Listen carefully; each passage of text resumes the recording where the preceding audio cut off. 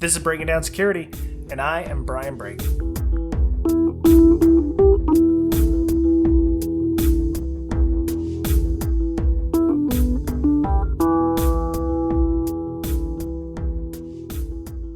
Welcome back, listener. This is Brian and Mr. Boettcher for Breaking Down Security.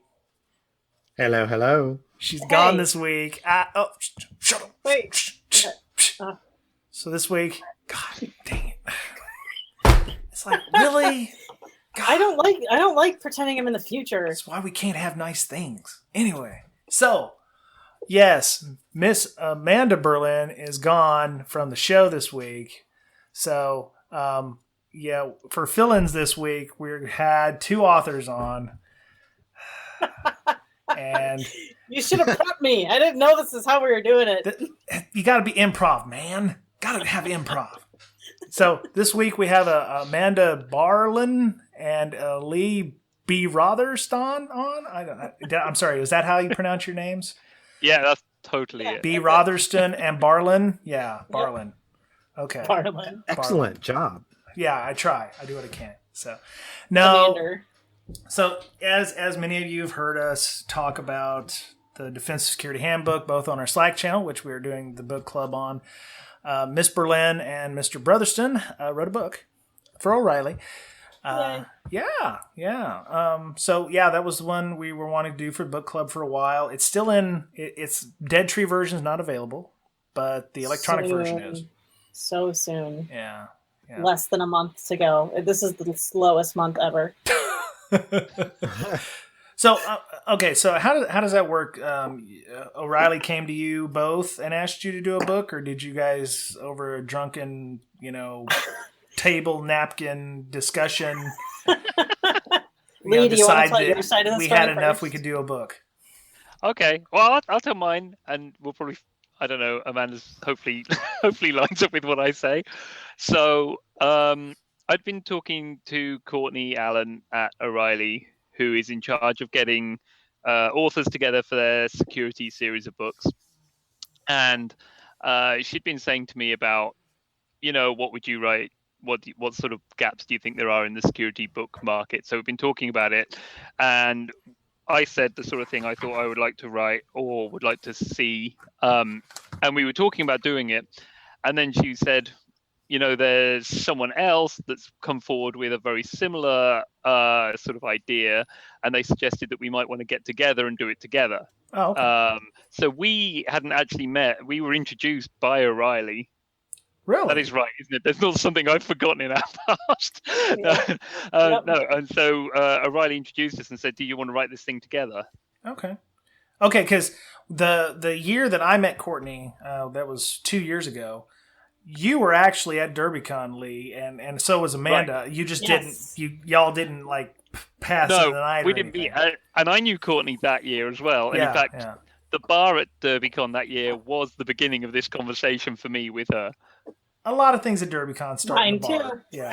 Yeah. Same year, right outside of the bar was when I met Courtney. So you guys woke up and both of you had your O'Reilly stamps on you, and don't know how you got those tats and. Right. The mark of the beast. Yeah. Said, be here at this time. Okay. Right. So the idea was to write a book on how having, to help the blue teamers or to, help, start a program, or, I mean, what was the basic idea, and how did you get the table of contents the way you have them? Are we on every question? Who wants to do this? I'll do this one. All right. So my idea was that, you walk into so many different places and their network is just hosed, right? Sure. They don't know what's on their network. They don't have patch management. They don't do any firewall rules. Everything's just free for all. We plugged a bunch of shit in. Okay.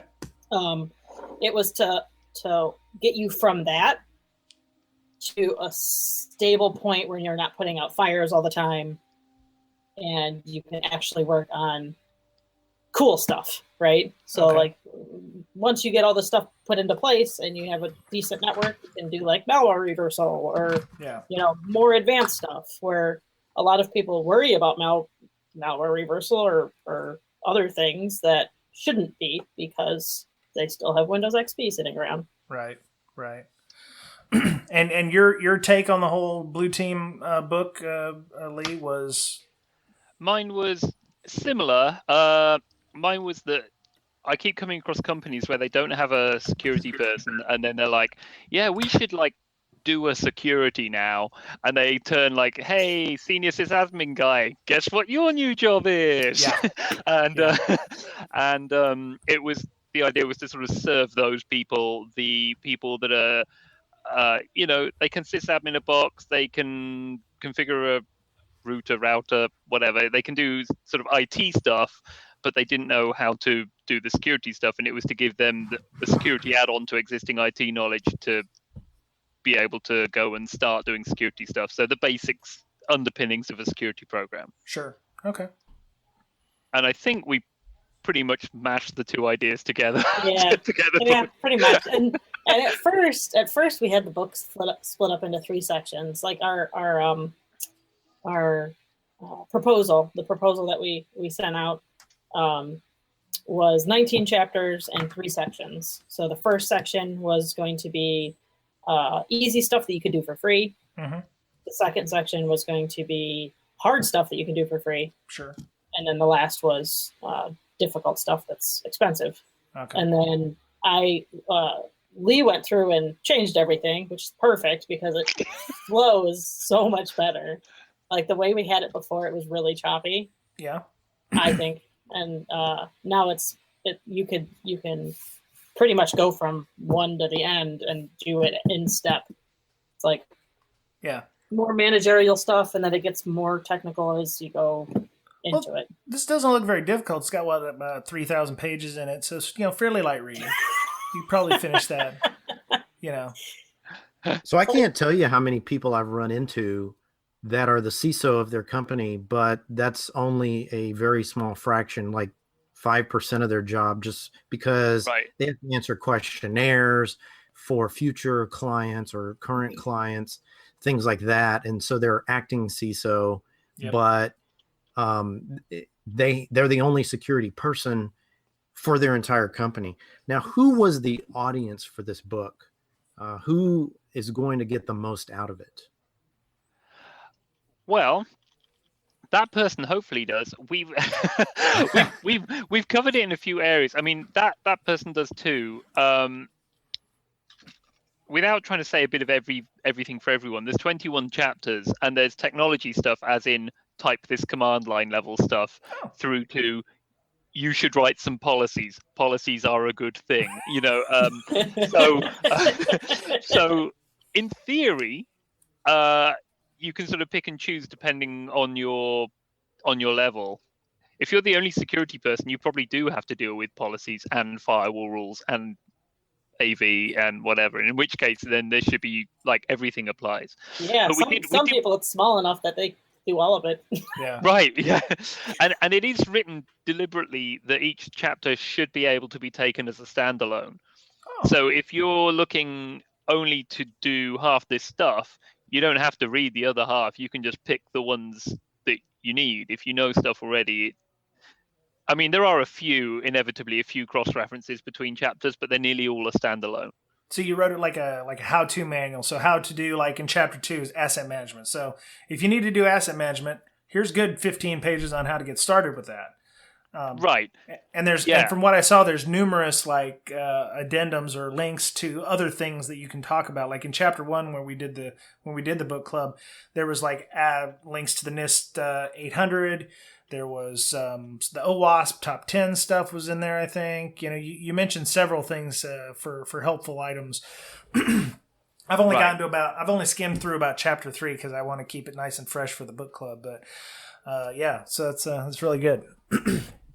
Yeah, I mean, like you say, each of these chapters could probably be expanded into a book in itself if you wanted to deep dive. None of these are like the complete guide to whatever. It's setting foundations and setting people on a path with where they want to go. And if they need to deep dive, go buy a forensics book or a firewalling book or whatever. Or now we have the next 21 ideas for our next 21 books. Right, Yeah, exactly. Wait a couple of years. It will be 8,000 pages by the time you're done.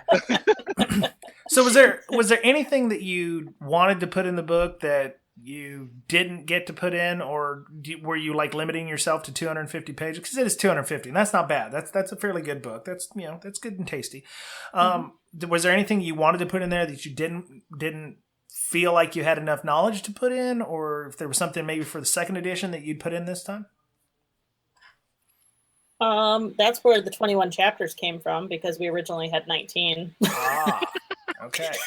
So as we went along, I think so our final 100% draft copy was due the 1st of 2017. It was the first week in December, and Lee and I are like, I think we should add this chapter.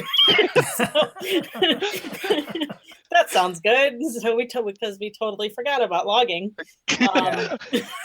But that also illustrates why there aren't even more, because there is the point where you've been working on this for months and the deadline's in a week, and it's like, we need to stop thinking of new things.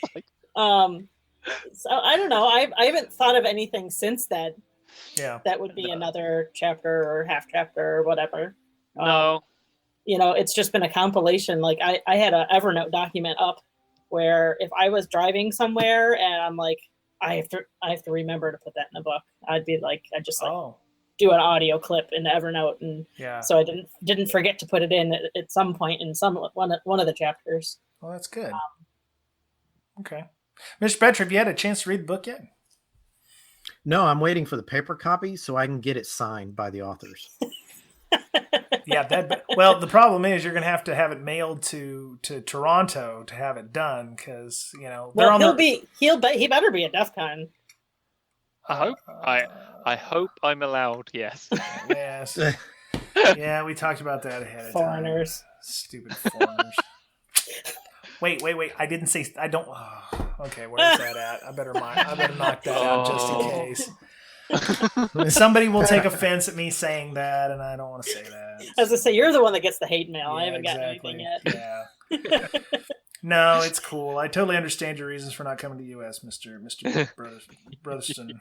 So, Mr. Boettcher, do you have any questions? I mean, I have other questions, but I don't want to hog it. So No, go ahead. Okay. I'll think of things. So we were doing. I hate to keep harping on the book club, but we did the book club. In the first chapter, I was like, okay, I'm expecting it to be fairly basic, hey, here's how you do security and stuff. You basically throw people into the deep end with a cement block. I mean, you start talking about what? You start talking. Okay, so my first initial thing before the thing was, because you're like, oh yeah, here's how you establish teams, and you're talking about get with the CIO or CISO, and talking about baseline security postures, assessing threats and risks. And I'm like, whoa, okay. Just simmer down now, because I was trying to figure out who the book is for at this point, because I'm like, well, okay. Did you read the introduction? What introduction? What? Well, that's not part of the book club. There is a section, I think. I might be wrong. I think there's a section that says, who is this book for? It is. It's in the introduction. Oh, yeah, there we go. Security 101 types of read that. We just talked about that. Types of positions that will be able to take away knowledge and actionable data from this include upper-level CIOs, directors, security analysts, system admins, and other technology. Oh, well, there you go. Okay.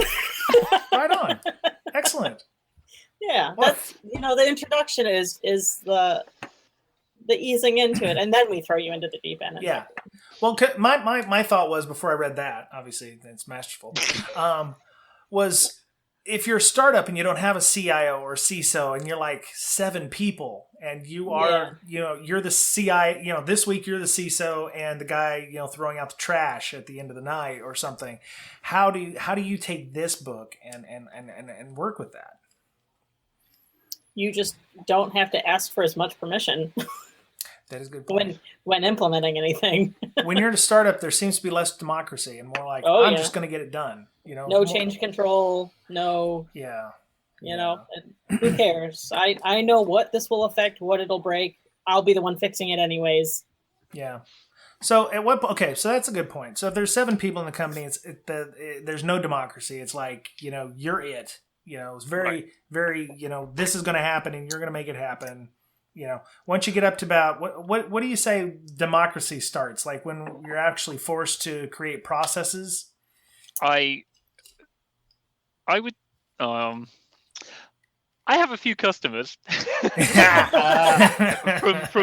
from consulting day job, and I would say that when you're at the 7-person stage, I have yet to come across one that size that is thinking about doing security, unless they are security-minded developers or a security company themselves. I think people tend to be more in the 30, 40, 50 person range before they start going, yeah, we should probably secure a thing. Yeah.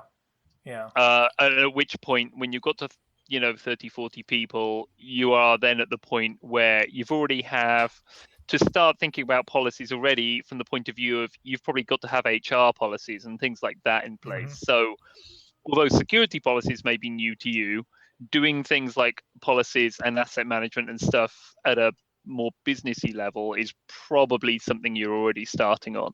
Yeah.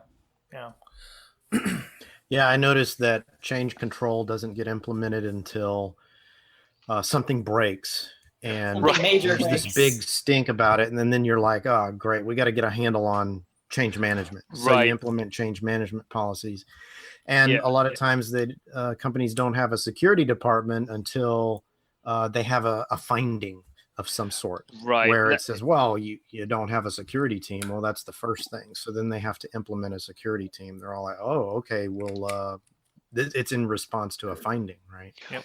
Or the other thing is when something like regulatory compliance crops up, like they start taking credit card numbers and they go, hey, you're PCI compliant, right? And they go, yeah, we're PCI. What? We need a who?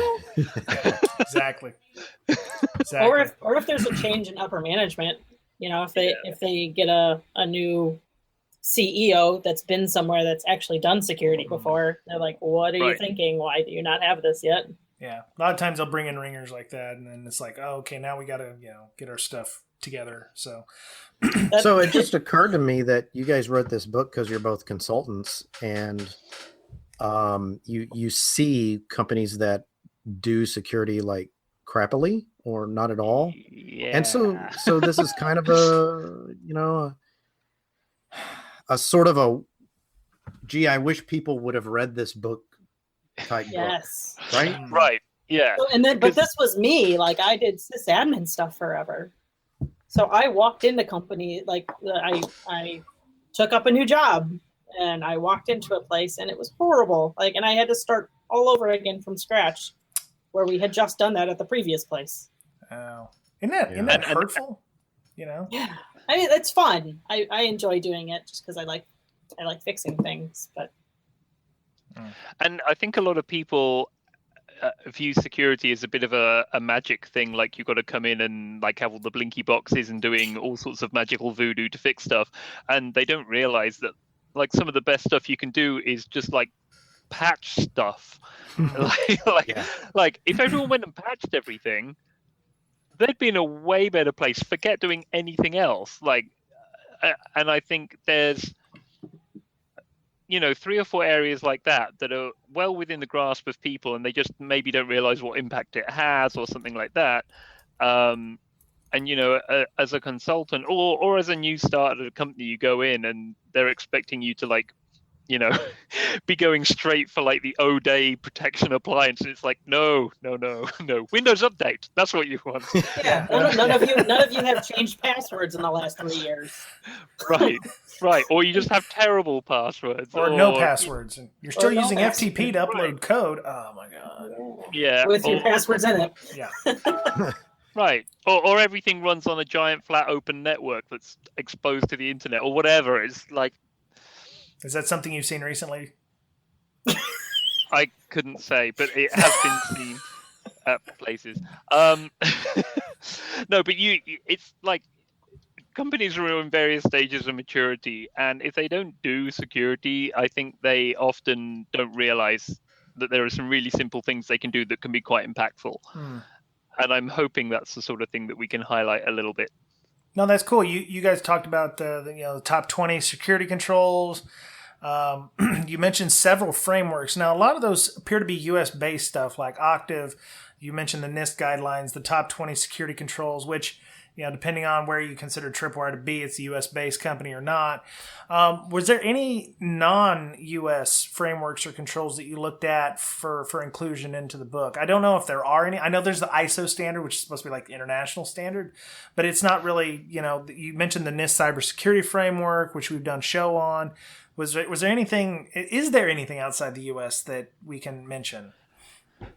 There is. Well, funny you should mention ISO, because a lot of it is taken ad hoc verbatim from British Standards 17799. That's right. But just getting that in there. But to be honest, a lot of what our target audience will be US anyway, so it's probably most relevant to a lot of people to start with.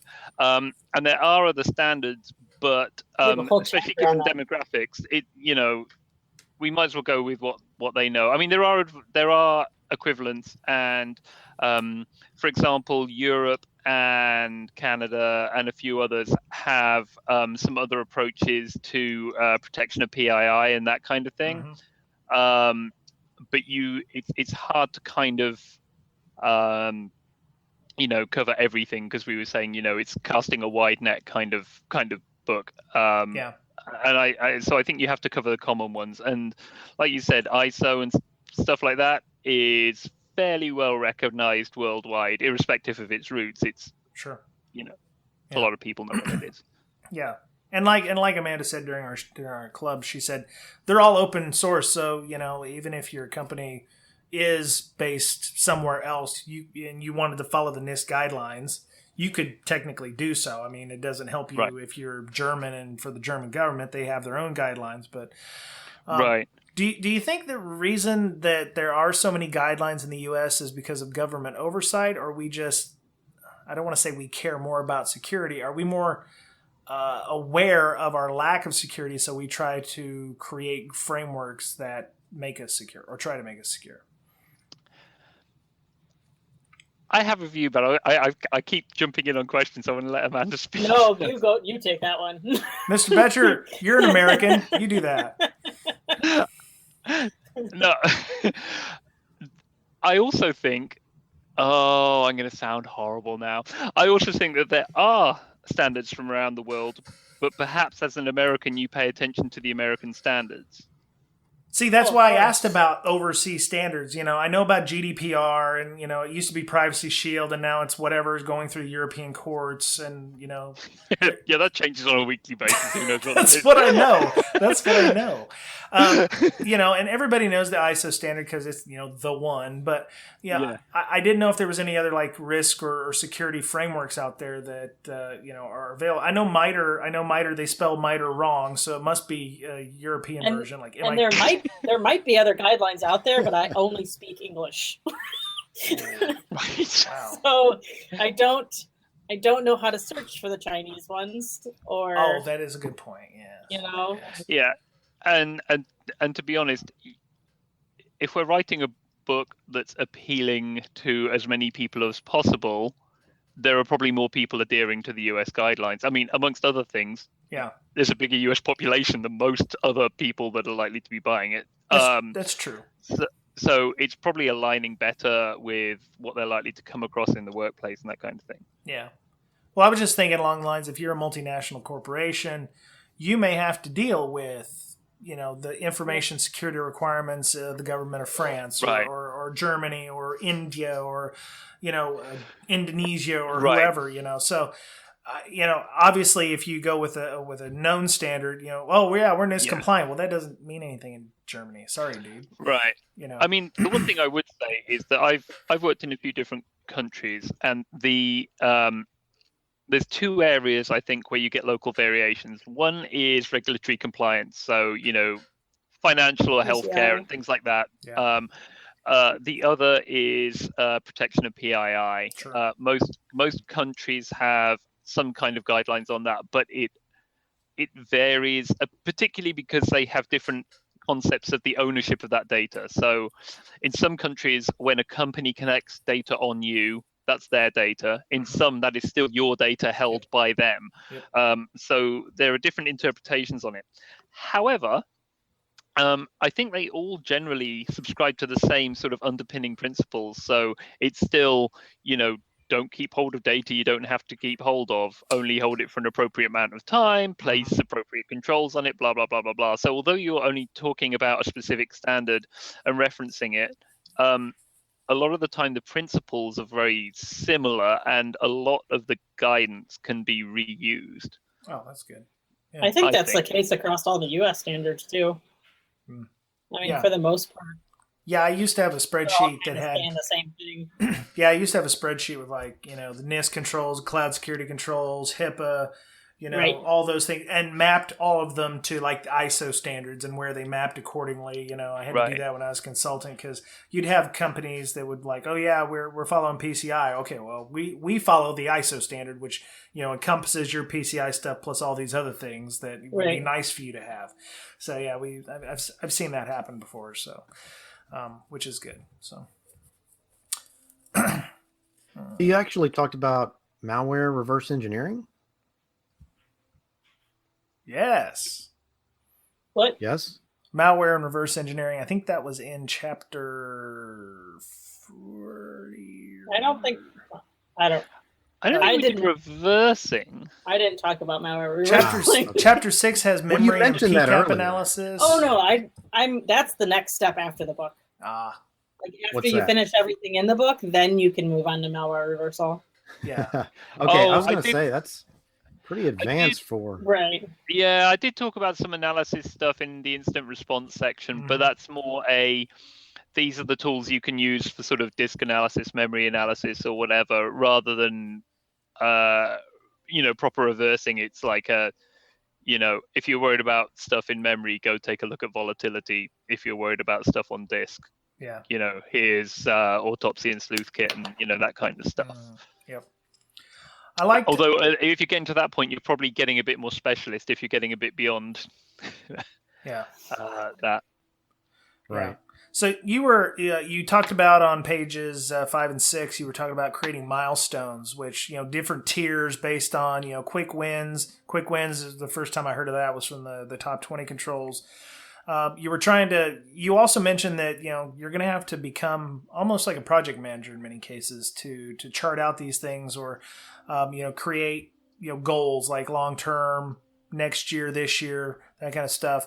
And then I backtracked up a little bit when you were talking about the baseline security stuff. And I was like, some of those things are fairly long-term, like, keeping track of endpoints, external vendor, analysis and making sure some of those things, if you're in a company where they aren't doing security, like you said, Lee, with 40 or 50 people and they've been around for a couple of years and they realize, oh, we need to start doing security, trying to figure out endpoints, who your external vendors are, especially if they're vendor happy and they need a blinky box for every little thing they do. You've got 50, 60 external vendors.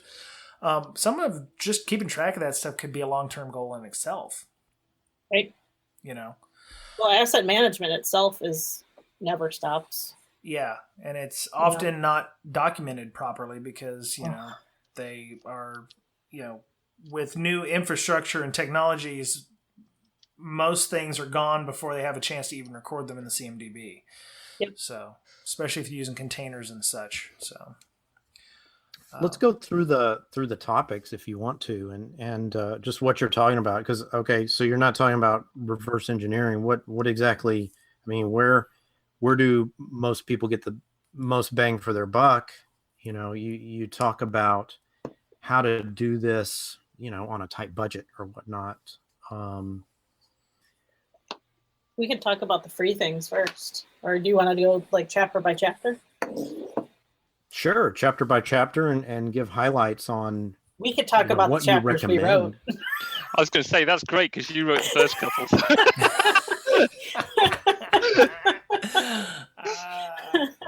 Well, you didn't read each other's chapters? What? Oh yeah, we did.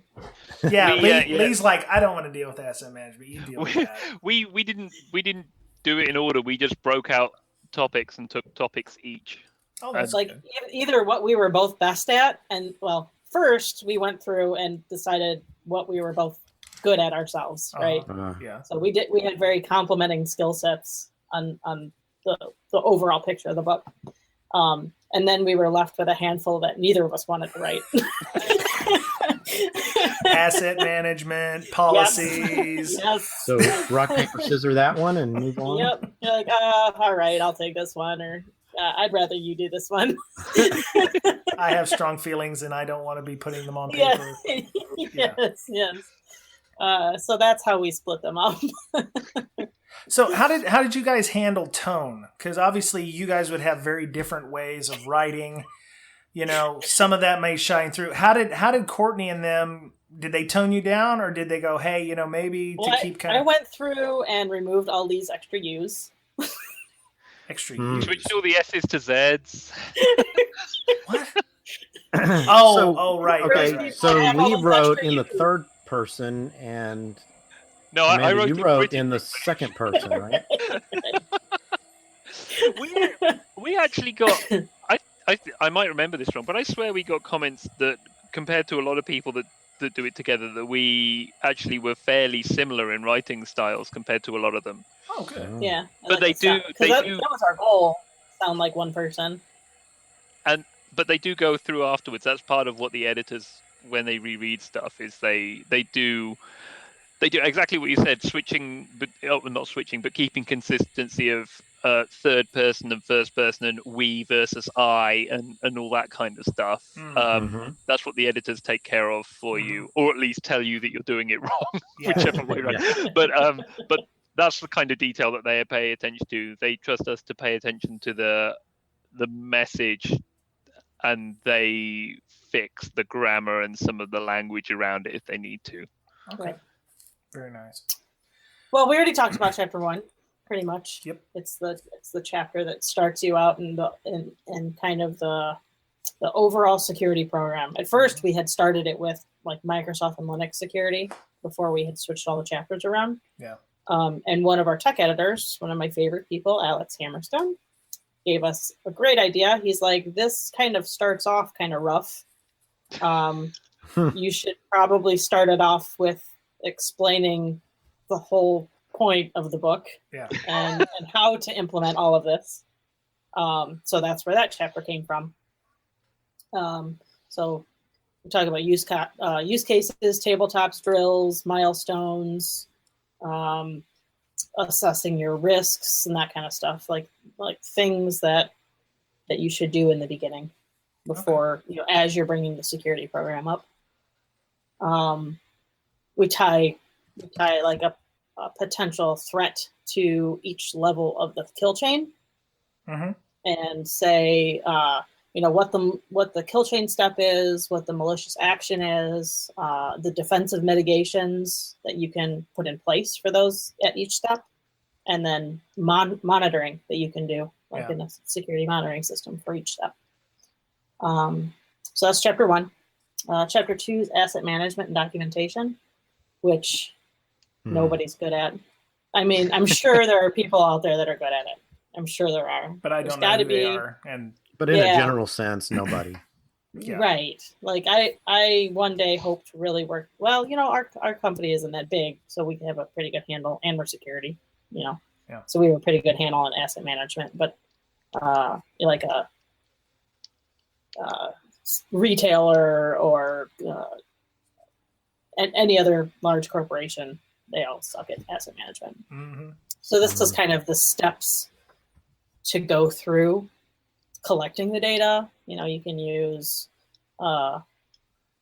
your MAC address tables on switches. You can use DHCP. You can use a variety of things. Like we put some PowerShell scripts in there to pull assets out of Active Directory. Sales invoices. Nmap. Yeah, right. That you should start at different, wherever technology comes into your organization, that should be the start of your asset management. And then all the way until things die, right? So taking care of, you have a laptop that's dead. You don't want to just throw it in the trash because that hard drive could have stuff on it. So, the different ways you can dispose of it. And then documentation, just a list of good things that are, it's nice to have for documentation. So vendors, your licenses, what you should keep track of on your servers, what you should keep track of on your network, that kind of stuff. It helps with troubleshooting, also helps with asset management in the long run. Yep. Did you give references like for more on asset management, visit Breaking Down Security episode? No, they didn't. By the way, he wrote your forward. I'm just going to throw that out there. But BreakSec is in the book. Really? Twice. Is it? Ooh. Twice. Nice. It's not in the forward. In my bio. It's in my bio. It's not in the forward. It's in my bio, and it's at the end because there's a extra chapter with things that we couldn't fit anywhere else. Yeah. Who did your forward, by the way? Andrew Callett from Defensive Security Podcast. Oh, that's great. That's awesome. No, that's great. Man, he's really awesome, dude. I really Congratulations. He's really good. That's a coup. Awesome that was guy. a coup there. Yeah, I'm glad he could take the time to do that for you. It's really great. So it's awesome. Brian's not mad at all. No, not seething rage or anything. Hulk smash and all that. Anyway, let's get back to the book. So yeah, right. So policies and so chapters 3 and 4 are probably the shortest ones in the book, right? They are. There's a reason for that. I did those. No. Those were you lost the draw and ended up having to do those. Is that what it was? Well, Yes. You know what? Here's the thing. Because what's in them at the minute is things like the sort of language to use, like stop saying should or may, say things like will, so that they're like very definite, unambiguous statements. So it's the language, it's the sort of topics you should use, it's what should be in the content. So, like version numbers and protective marking and blah, blah, blah, all that stuff, okay. which is where we are now.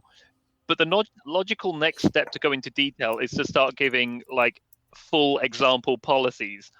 And at that point, you start jumping from a short chapter to a book-length chapter because you're actually filling the book with policies. Yeah. So rather than turn it into a policy book with some other security stuff around it, we kept them short and just said how you do policies and standards and procedures at a high level. Yeah. So it really lets people do their own. And I'm pretty sure I reference online resources with lists of example policies, so you can go, thieve those or whatever if you're looking for a template. Yeah, there's companies out there that specialize in boilerplate templates for HR related stuff, or companies. NIST has them. NIST has, yeah. The only thing you got to do is make sure you go in and where it says company, just do a said replace to your company, and then you're done.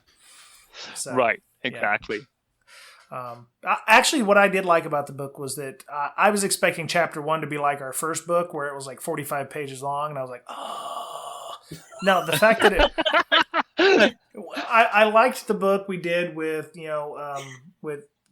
Building Security In by Gary McGraw, but it was like he had one chapter. It was like 30 pages. I'm like, oh my god, just let it end. Ours, I think, not counting the last one because that's probably the shortest one.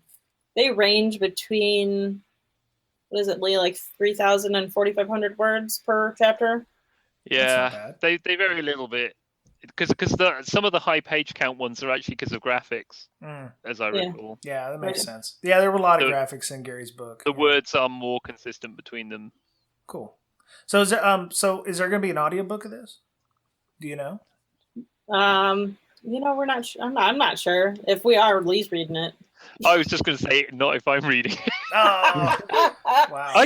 I cringe hearing myself talk on a podcast. I'm not reading a full 200 and something page book. Well, maybe you guys could switch off, do the chapters you wrote, and then it would be very unique because usually it's just one person reading the same book all the way through. So you could be like, "This is Amanda, and I wrote chapter 7 on disaster recovery," or something like that.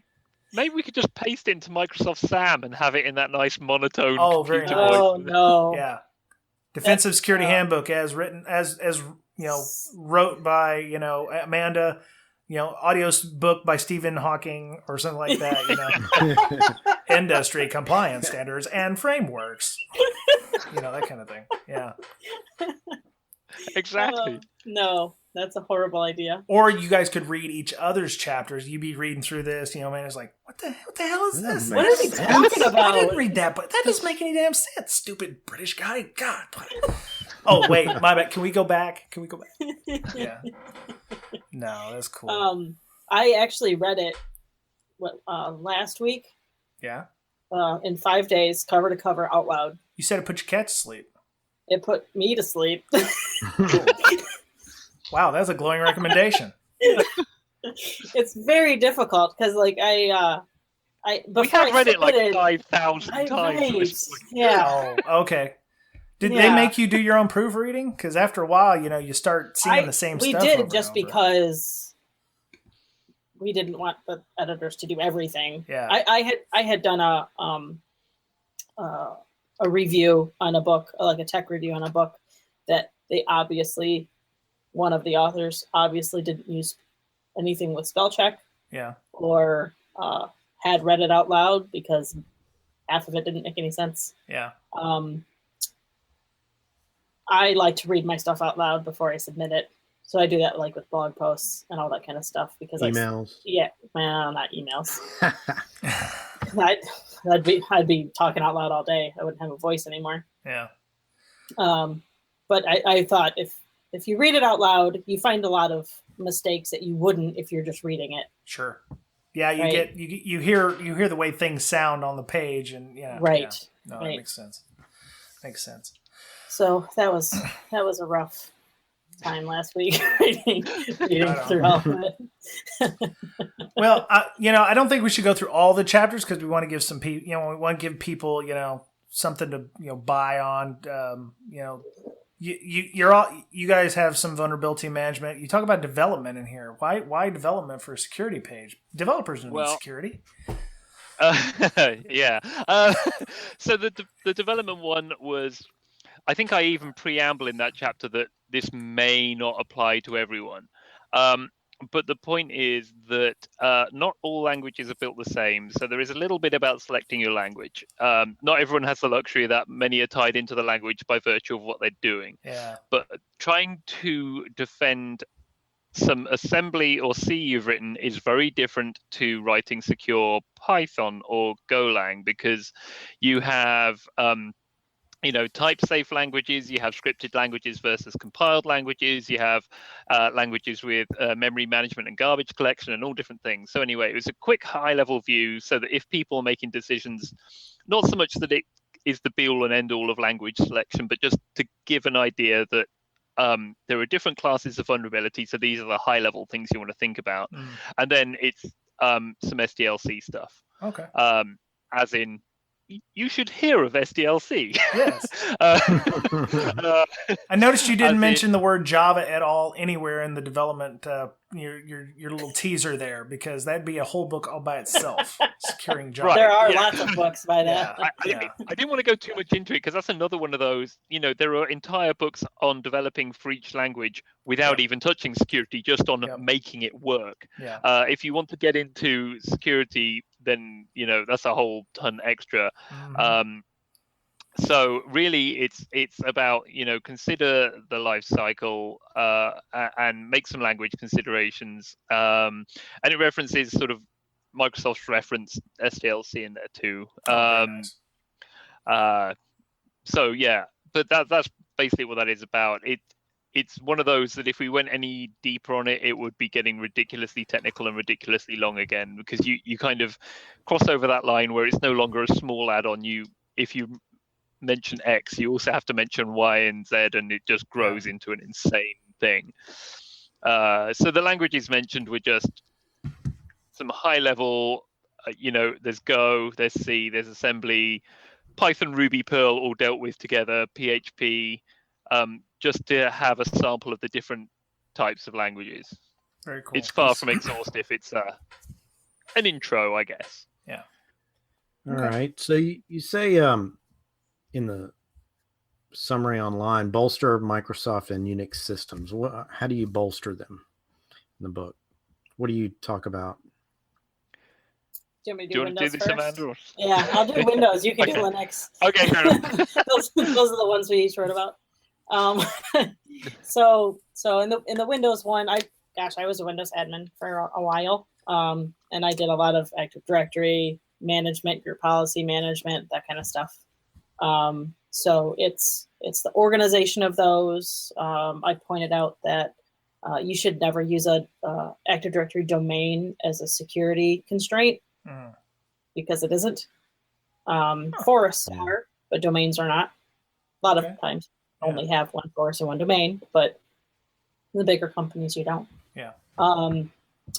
Cover upgrading it all and not staying on Windows XP. What else? Enhanced mitigation experience toolkit. I know it's going by the wayside, but it's still a really good tool, especially since so many people aren't up to Windows 10, right? You rely on all the software that hasn't been rewritten for the new operating system versions. People are still trying to get off. People still trying to get off Windows 2000 servers. So EMET's going to be around for a while and helpful for a while, I think. Microsoft likes a secure Microsoft SQL installation and considerations. So not using your SA password to log in and do everything, not giving it to third-party vendors, that kind of stuff. It's definitely not an all-inclusive Microsoft security chapter, but it's all the fairly easy and prevalent things that I've seen. Okay. So Windows Vista is going out of support too in April. So Yep. What is? Going away. Not just XP. Well, to be fair, Firefox was giving out like they're no longer supporting 32-bit OSs and stuff, and they said the reason was, XP's already out of support, and they still have like 8% share, but Vista only has like less than 1%. So people didn't like Vista so much, so they're only worried about 7 and XP right now. So I have a graph in there from desktop operating system market share Q1 of 2016. Let's see here. At that time, Windows 8 only had 2.45%. Windows XP was at almost 11, and Windows 10 was only at 14. Yeah, and half of it was Windows 7. So, yeah. So, question: how are you guys? Are you guys going to update this? Will there be a second edition? I know, it hasn't even come out yet. I know. I'm just saying. Come on. How will this? Break. So, how will this stand up in? Let's say you don't do another edition in 5 years. How will this work? Will it still be, applicable to the environment, or will it just be, like the, old busted system? Tell me 5 years ago how much of the stuff that was in this book was still broken 5 years ago. I'm not going to answer that. So, here's my answer on that. This is where Amanda will probably tell me she went a completely different route on this now. But other than some very specific inescapable items like Microsoft Windows, Apple for OS X, Mac OS. God, dated myself. Then we have tried not to really be saying use this specific vendor item. So take vulnerability management, for example. We didn't state a specific vulnerability management tool that you should be using. We stated the features of a vulnerability management tool that you should probably explore before selecting one, and how you should use it and what the processes should look like. But we've not gone and said, go use this vendor thing.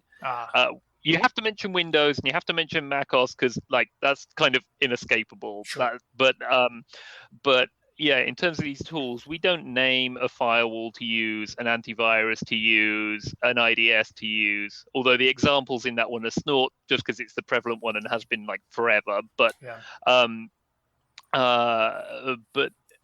most of it is more laying out the principles with occasional examples rather than saying this is the thing you want to go and buy and plug in. Yeah. For exactly that we don't want it to be in 9-10 months time like completely irrelevant. Sure. We want it to still remain. But hey, I mean, if people give feedback, I guess that's how second editions come about. Who knows? Cool. Right. Well, you can make fat bank on a second book, so that's cool. You know, you guys are gonna Right. Fat Bank sounds amazing. Let's make do filthy that. lucre. You're making filthy lucre off When are of we this getting one? that for this book? Yeah. So okay, so let's talk about the payment thing, because I'm sure we're going to talk about that with Courtney. Do you get paid less for the first book you do, and then subsequent books you get paid more, or is it a flat rate regardless if you do 10 books or one book? It varies from publisher. Ah, okay. So I don't know. I know we can't say specifics probably because of contracts and whatever. But like some publishers do, an advance but that's deductible from your royalty check. So you have to start making royalties beyond that advance before you actually see a royalty. Some do no advance, but you get more per royalty on your royalty checks. So there's different systems depending on the publisher. I see. Okay. And since there's two of us that wrote it, we have to split everything. We do. Well, in theory, we split the work too. But... So Lee, is that your yacht I see parked in the back there? Is that your new yacht? Yeah, that's the shower curtain. The shower curtain on your yacht? It's the shower curtain. He's in the yacht, actually. That's why. Wow. You got great internet there on your yacht, yeah.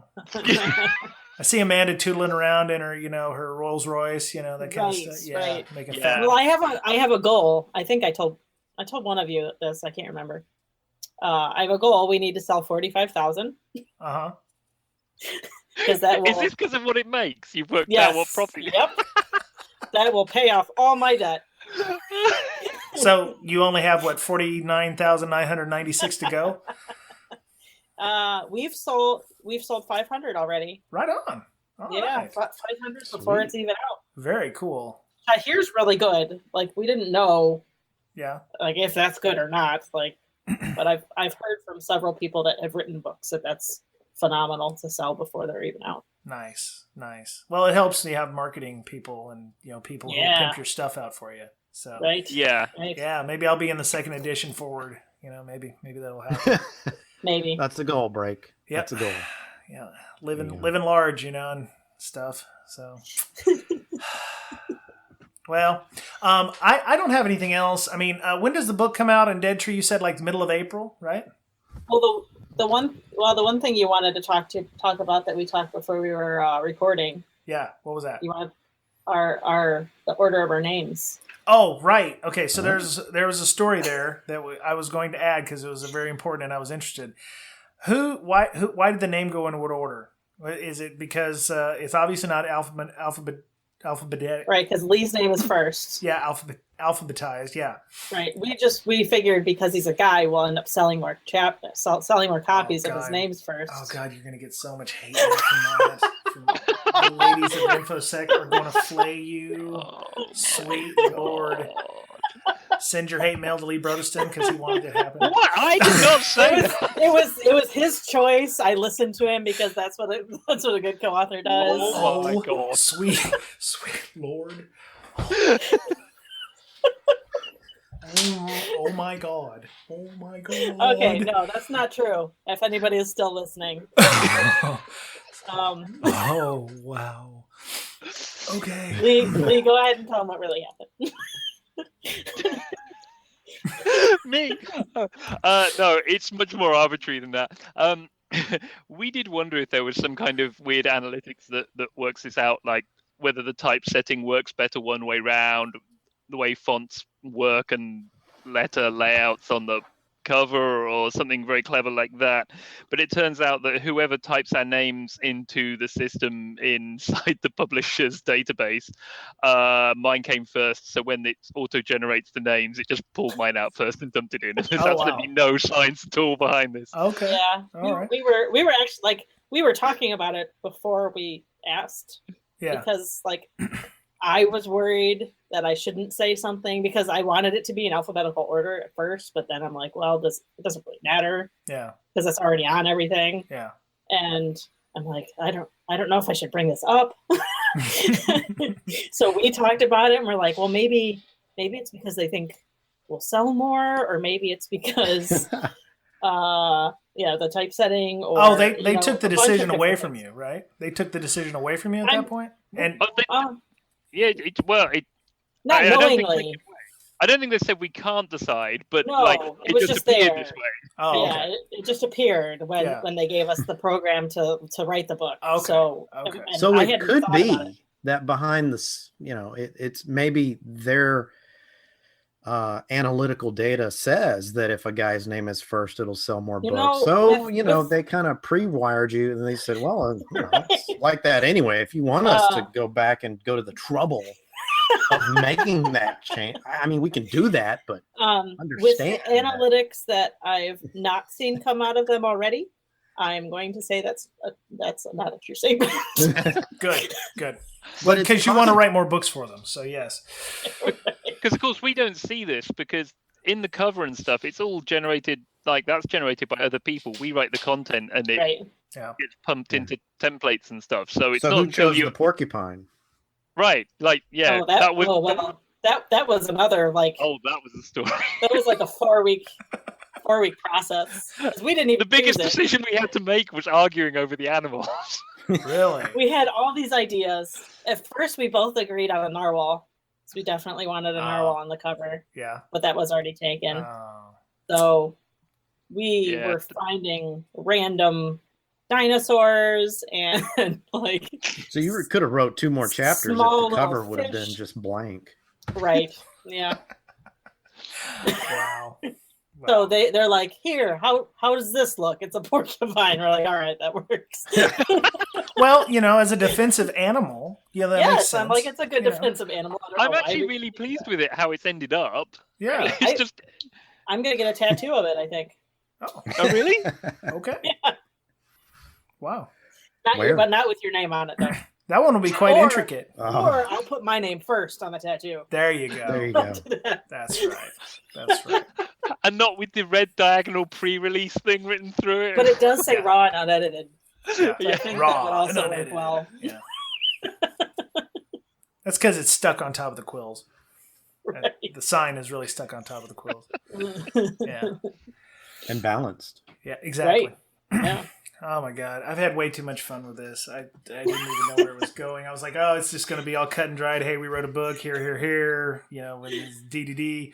No, it's fun to talk about. Yeah, this was awesome. Yeah, I appreciate that. So it's the most sexist we've ever been on this show. Oh my God. We're so going to get banned. So far. Oh my goodness. I can keep trying. Oh God.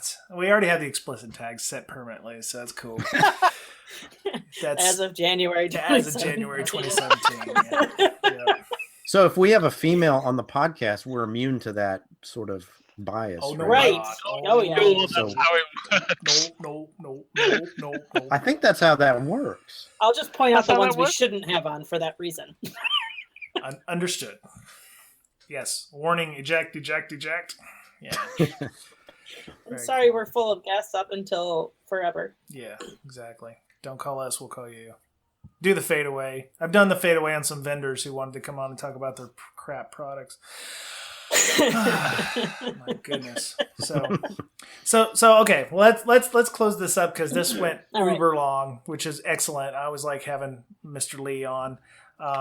Lee, not only do you do authoring stuff, you also do programs and applications. The last couple times we had you on, you were doing TLS fingerprinting, which is kind of expanded from there.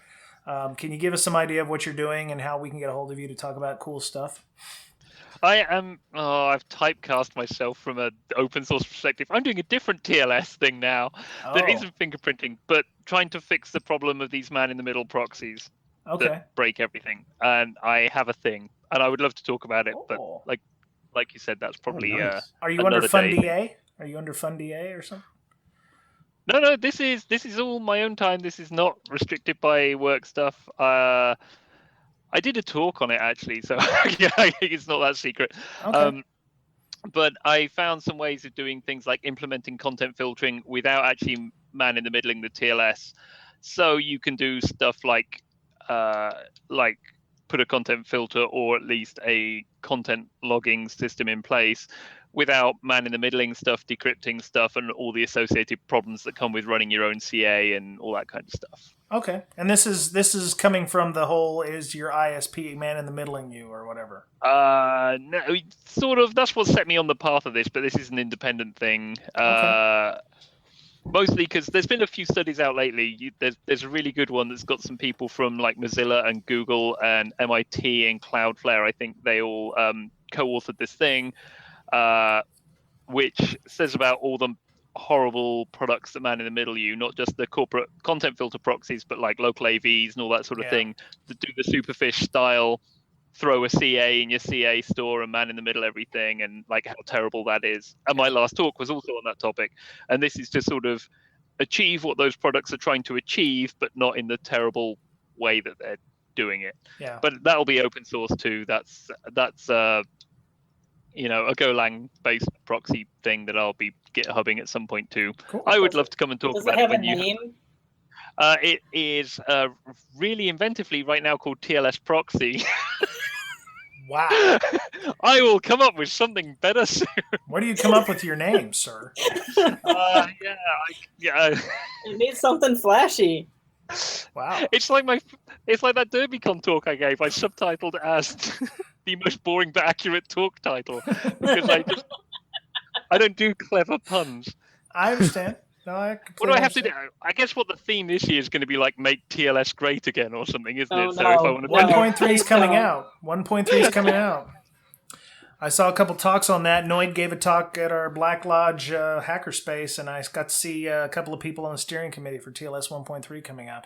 Zero RTT is like what's causing a lot of consternation for folks because of possible man-in-the-middling, and they're trying to make it all perfect forward secret and all kinds of stuff. So yeah, I'm trying to get a couple of people from the steering committee on the show to do a deep dive on TLS 1.3 with us because it's very interesting. Very interesting. They're simplifying a lot of things. They're getting rid of a lot of the ciphers that are being supported. Basically, like 5 cipher suites and a couple key exchanges versions. But yeah, everything's getting like really pared down, so there's not hundreds of ciphers. So, and if anyone wants to play, the nightly builds of I think Chrome and Firefox both have TLS 1.3 enabled, so you can. That's right. Yeah, Gritty Grease on Twitter. Gritty Grease, who I saw at the NCC group thing, he asked people to install Aurora, which is the nightly Firefox builds, and enable 1.3 in it, which you have to go into the about config and set that up.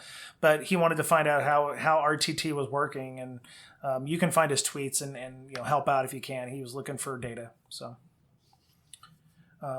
So how would people get a hold of you, Mr. B. Brotherston, if they wanted to get a hold of you? I guess Twitter, it's Synacpse, SYNACKPSE, or Lee at squarelemon.com by email, or blog.squarelemon.com if you want to read my blog that I haven't updated for a long time. Okay. All right. So you're all right. Excellent. I follow you on the Twitter, and you're on my RSS feeds. But yeah, like you said, it hasn't updated in a bit. But I've got some updates to come. I'll be throwing something up soon. Sweet. All right. So our authoress, Miss Berlin. Yeah. So Miss Info Sister, how do people get a hold of you if they wanted to? On Twitter mostly at Info Sister. Okay. That's SYSTIR, not TER. Right. Yep. Was that autocorrect? Was that an autocorrect thing? I've always wanted to ask. No. Oh, okay. So I can it's a short story. So I didn't join IRC until like 5 years ago. Okay. I think. And I was told like there's no girls on the internet, right? So wow. you don't want them to know that you're a girl on IRC. Oh, I see. So I'm like, I'll be clever. And I'm in information systems right now. That's like the thing I was in. So I'll do like a clever play on words. You would not imagine how many people didn't get it. SYSTIR. Yeah. Like I finally said it out loud the other day. I can't believe it's sister. I get it now. Yes. That's Very cool. So Okay. I was doing it to be difficult. Yeah. No, that's all right. And it just stuck. It just stuck. Nice.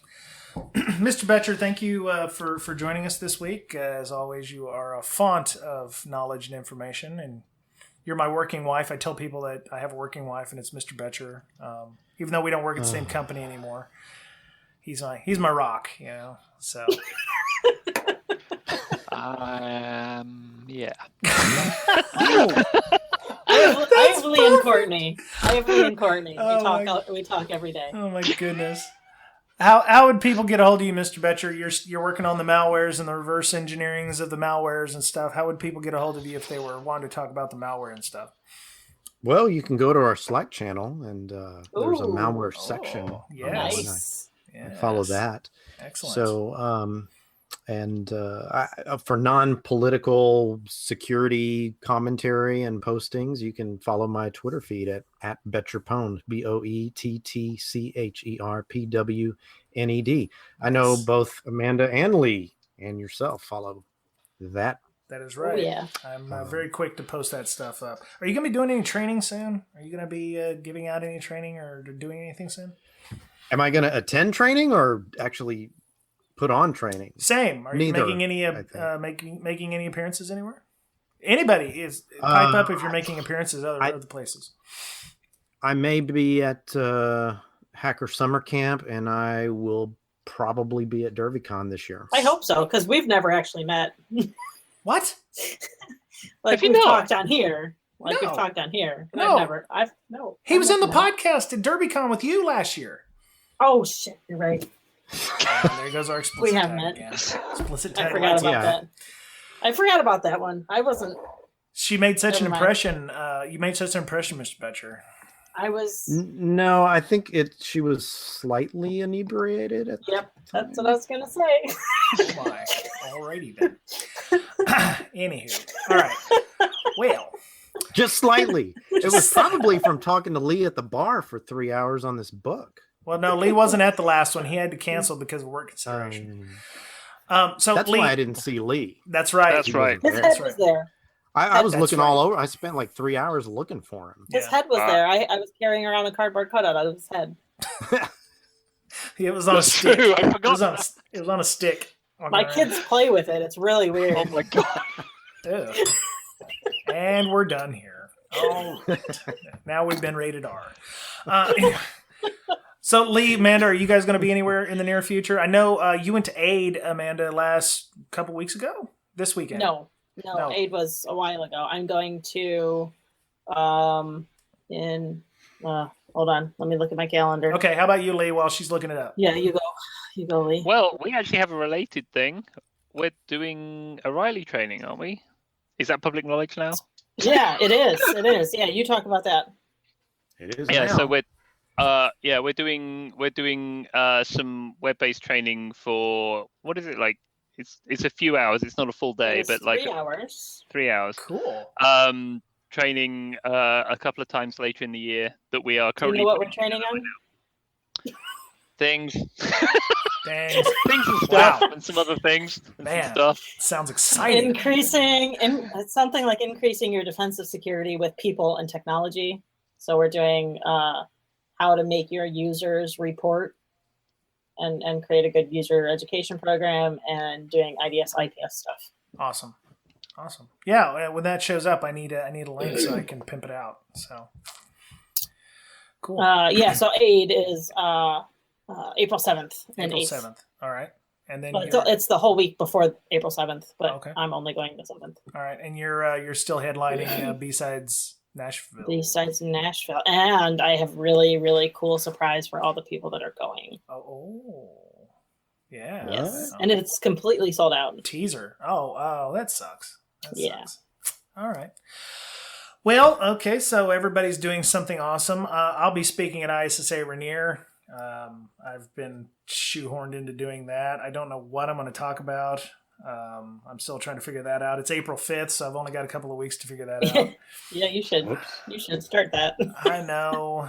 I don't talk good about things in front of people.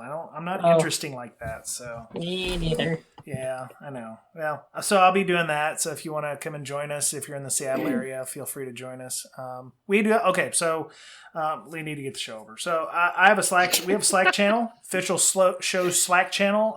If you want to sign up for that, it's breaksec.signup.team. You can join us over there. We have about 250 people. All of a sudden, it just exploded.